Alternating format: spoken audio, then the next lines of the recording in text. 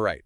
Ready to dive deep. Always. Today, we're going theological. Ooh. Yeah, might sound a little intimidating, I know, but trust me. I'm intrigued. We're going to unpack this surprisingly relatable stuff from, get this, a dense academic text. Lay it on me. Basics of Systematic Theology by Martin Dürnberger. Okay. And honestly, you might be surprised how relevant this stuff is to, just everyday life. Even if we don't have, like, theology degrees. Exactly. Even if you don't consider yourself a theologian, which, same. Right. What's cool about Dürnberger, though, is he takes this subject, right? Theology, all the dusty libraries, and he makes it for everyone. Okay, I like that. He really challenges that stereotype, theologians debating in their ivory towers, all that. Instead, he's like, hey, anyone can think theologically. So what is theological thinking then? Because I'll be honest, when I hear theology, I'm picturing like robes and incense, Yeah. Definitely not what I'd call casual coffee shop conversation. It's a common image, for sure. But Dürnberger gets that. He defines theology really simply as thinking about God. And this is key, it's about doing it in a way that's both rooted in faith, but also open to, like, reason, critical thinking. So we're not checking our brains at the door then? No way. We can bring our questions, doubts, all that. Dürnberger encourages it. He's like, faith and reason, they're not enemies. They're both essential for getting at truth. Interesting. He uses this analogy of a bird. You need two wings to fly, right? You need faith and reason to, like, really soar. Ooh, I like that. Yeah. It's like trying to navigate using only a map or only a compass. You need both to actually find your way. And sometimes we might even realize that things we thought were, like, totally conflicting ideas are actually complementary. We just need that lens of faith and reason. That makes me think of, wasn't it John Henry Newman who wrestled with that? Yes. Like, how do faith and scientific discovery go together? Totally. Newman, he was a big-time theologian, and he was adamant that, like, true faith and true reason should never contradict. If there's conflict, he figured it's on us, we're misunderstanding something, or our knowledge isn't complete yet. That's kind of reassuring, actually. So, like, if something makes me rethink my faith, it's not a crisis. Right. It's more like an invitation to learn, grow, all that. But we got to address the faith part head on, right? We do. Does Dürnberger expect us to be, like, super devout to think theologically? Well, What about those of us with doubts? here's where it gets really cool. Dürnberger points out that faith, it's not an on-off switch. It's more like a spectrum. A spectrum, yeah. You can have doubts, even big ones, and still be a person of faith. Okay, so not like that light switch in my basement I can never find. What do you mean? It's either total darkness or Right. blinding light, Yeah. No in between. Right.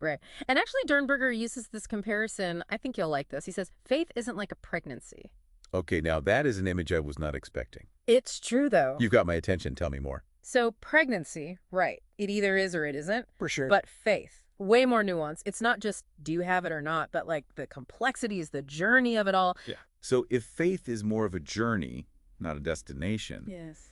then those moments when I'm like wobbly, doubting, that's just part of it. Yeah. Doesn't disqualify me from doing theology. Not at all. Those doubts, they can even be opportunities to grow, understand more deeply. Dürnberger's whole point is anyone can do theology. Wait, so I'm doing theology without even realizing it. You might be surprised. I have to admit, this is making me see things in a whole new light. Really? What about you? Starting to see how this could apply to your own life. 100%. And that's what's so cool about Dürnberger's approach, What's that? He doesn't just leave us hanging with all these, like, abstract concepts. He wants us to actually use this stuff. Okay, so how does it apply? Like, give me an example. Yeah. What's doing theology look like in real life, not in a textbook? Okay. Imagine you've got this tough decision, big one. Hit me. Say you're offered an amazing job, like dream job, but it means moving your whole family across the country. Oof, yeah. How do you even start to figure out what's right? Well, I'd probably make a pro-con list. Talk to my partner, obviously. Of course. But Dürnberger, he'd say that thinking theologically, it adds this whole other dimension. Yeah. It's like, instead of just the practical stuff, you're asking, what are my values here? What's my purpose?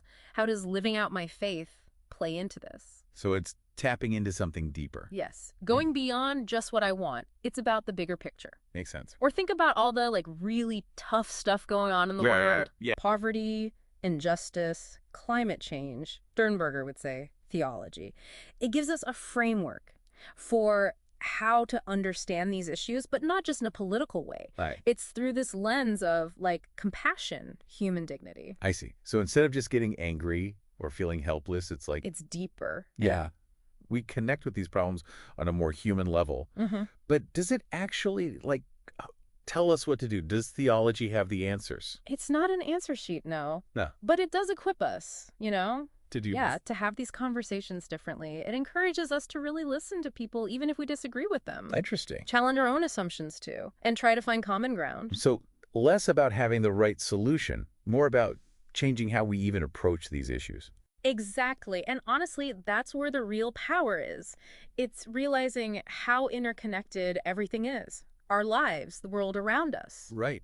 And that our actions, they have ripple effects, not just on us, but on everybody and the planet. It's really striking me that doing theology this way, it's not about, like, being a scholar or memorizing verses. Yeah. It's about seeing the world through a whole different lens, one that comes from both faith and reason.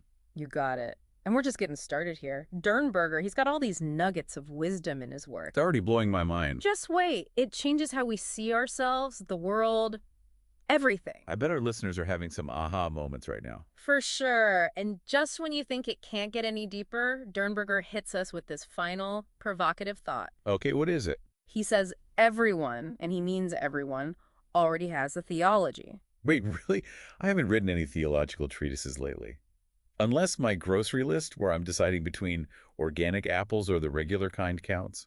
He's not talking about, like, formal doctrines. Oh, okay. It's about the beliefs we have that actually shape how we live. So, like, even if we haven't sat down and thought about it, we all have this framework of beliefs guiding our decisions, actions, all of it. Wow. Yeah. That's deep. Like, we're all amateur theologians running around with these, like, unwritten belief systems we don't even realize are shaping our choices. It's a total mind flip, right? Yeah. Once you see it, you can't unsee it. It's like, hold on, what are those beliefs then? Right. Do they even match what I want to value? Are they, like, leading me where I want to go? It's like he's saying, hey, it's not enough to just do stuff, go through the motions. It's deeper than that. We can actually examine those beliefs behind the actions. Be intentional. Yes, exactly. Own your own theology, you know? Lucky You to have the know. power to choose what you believe and how that shapes your life. This has been amazing, really. We start thinking, okay, dense academic text, here we go. Right. And we definitely dove in, but But it got so real. it did. Life-changing insights, honestly. Dürnberger reminds us theology isn't just for, like, the experts. It's for everyone. It's this living thing, this process of wondering and questioning that we can all be a part of. Absolutely. It's engaging with the big stuff, faith, reason, purpose, the whole deal, and then letting those reflections actually shape how we live, how we treat each other, how we move through the world. What felt intimidating at first, honestly, now it feels kind of, I don't know, freeing. Like he's saying, you don't need some fancy degree to think about these big ideas. Totally. You're already doing it now. Just be aware of it. There you go. And as you're going about your day, you know, when you hit those moments where you're like, whoa, or you have a decision to make where the stakes are high. Yeah. Remember, you have what you need. You can use this lens of theological thinking. To really think it through, ask the why behind it all.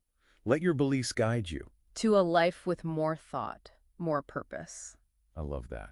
And that's something we can all take with us, no matter where we are on our own journeys. 100%. Well, this has been an incredible deep dive. Thank you so much for joining us as we explored this surprisingly relevant and really practical world of theological thinking. Anytime. It's been a pleasure being here. And to all our listeners, keep those minds churning, keep those questions coming, and we'll catch you on our next deep dive.